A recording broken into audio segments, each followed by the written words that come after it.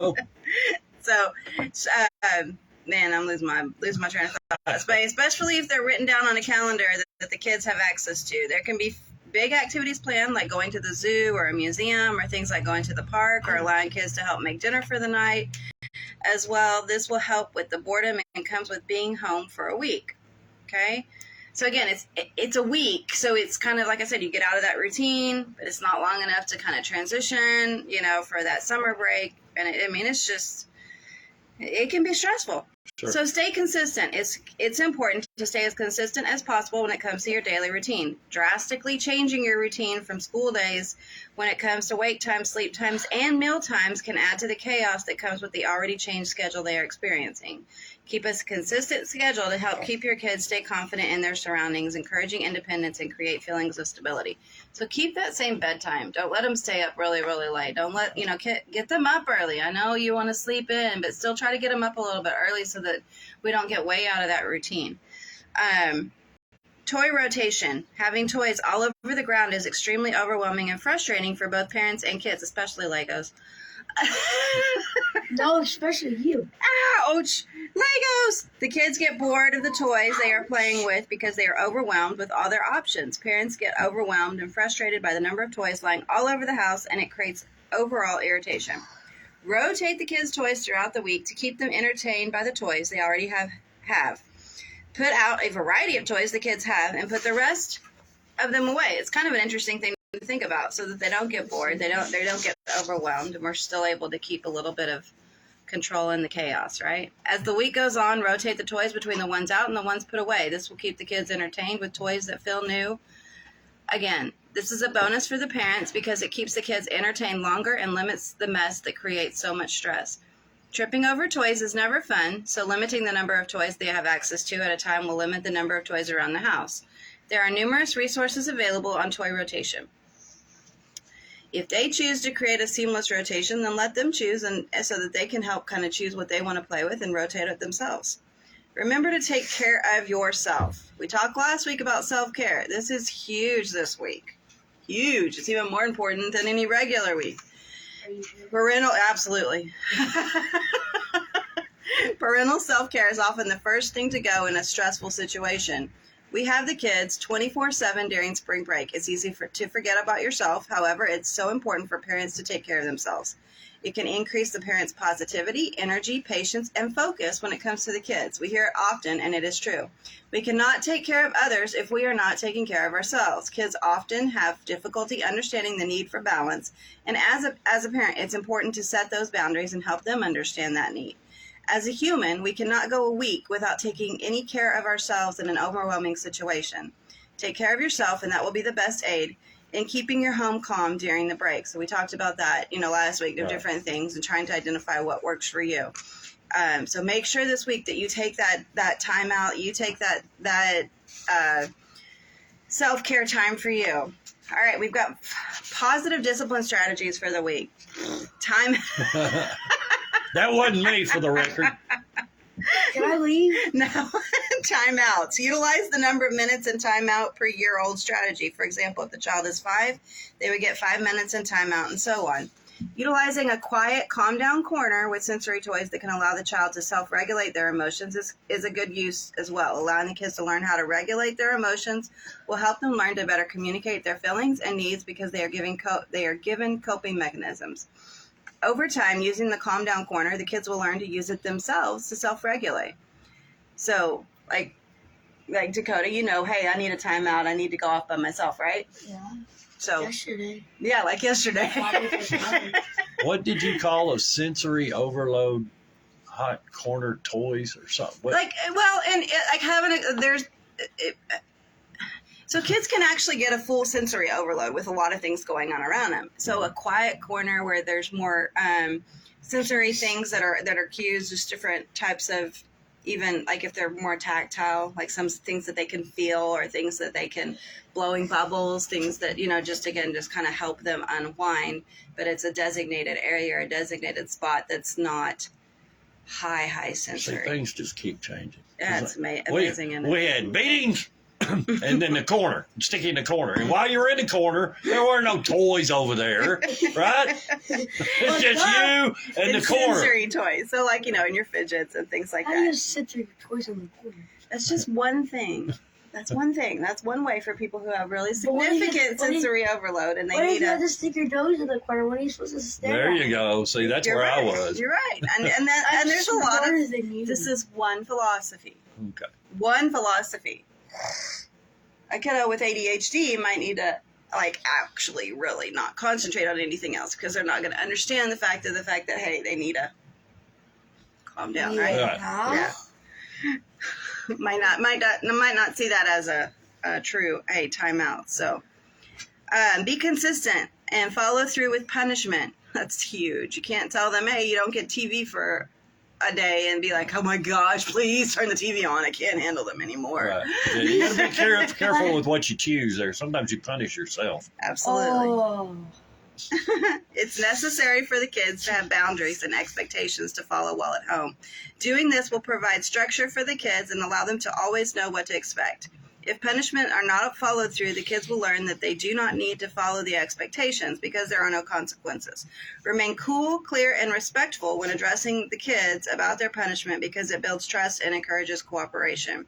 However, it maintains that parent-to-child relationship. It doesn't Sure. put them as an equal. Yeah.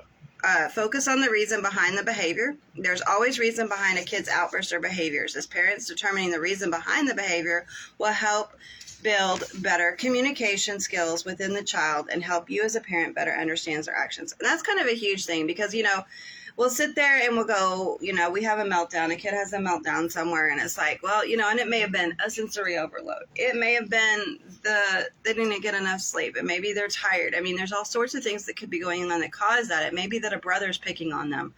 I don't have that at all in my Oh, that house. never happens Never. over there. No. Yeah.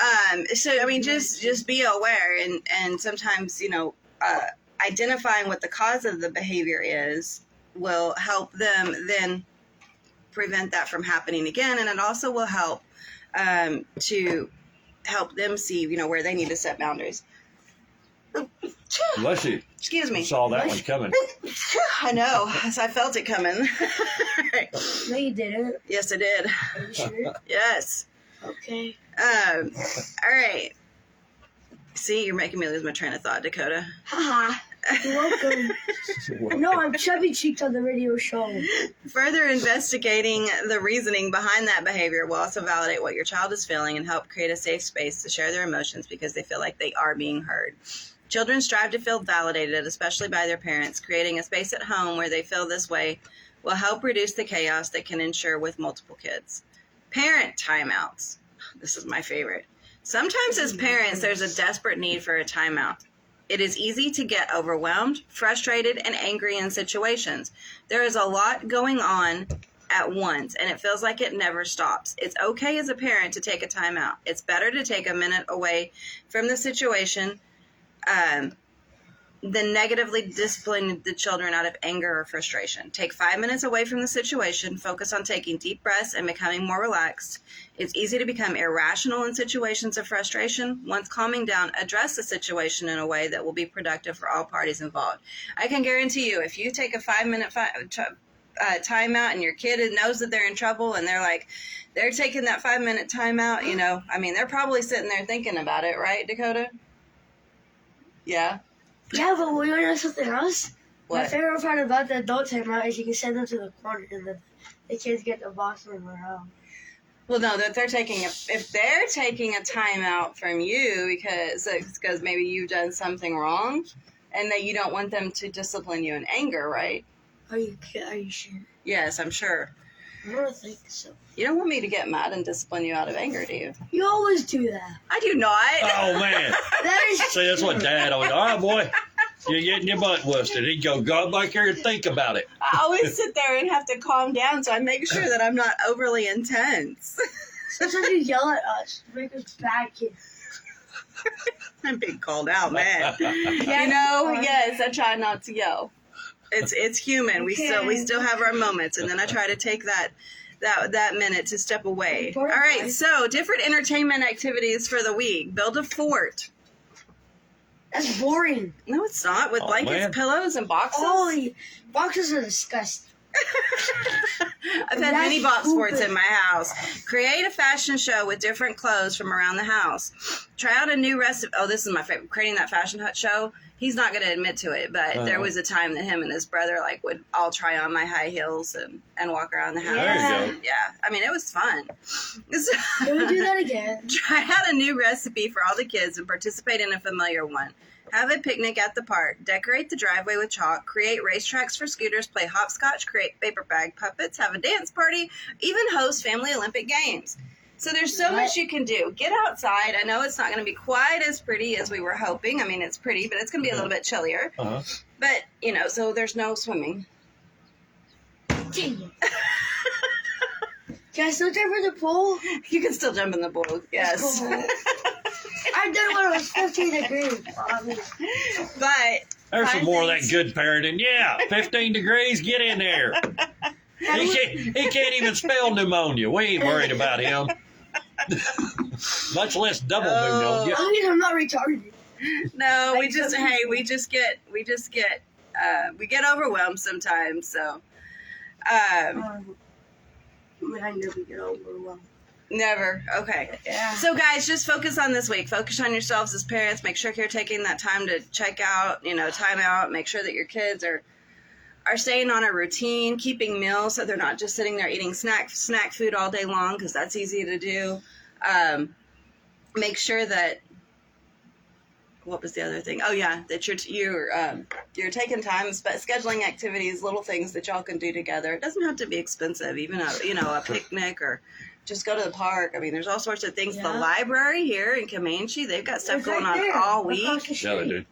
do. It's pretty cool for the kids. I mean, they, great They have great an opportunity. thing. Well, that's coming up in a month, but no, they've got movies this week Ooh.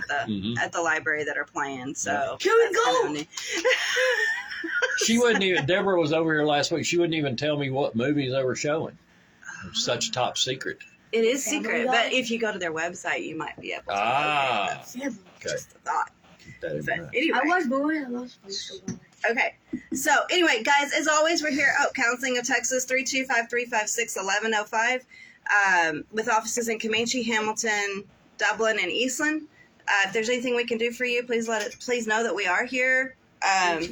325-356-1105 or 325-356-0075. Again, Hope Counseling of Texas, Comanche, Eastland, Dublin, and Hamilton. There you go. I'm already worn out. All right. Man, New not. results. It's Thank you Have so a much. wonderful spring break. We'll see you Monday. Dakota, good luck. Try to survive this week. Yeah, I'm a big kid now.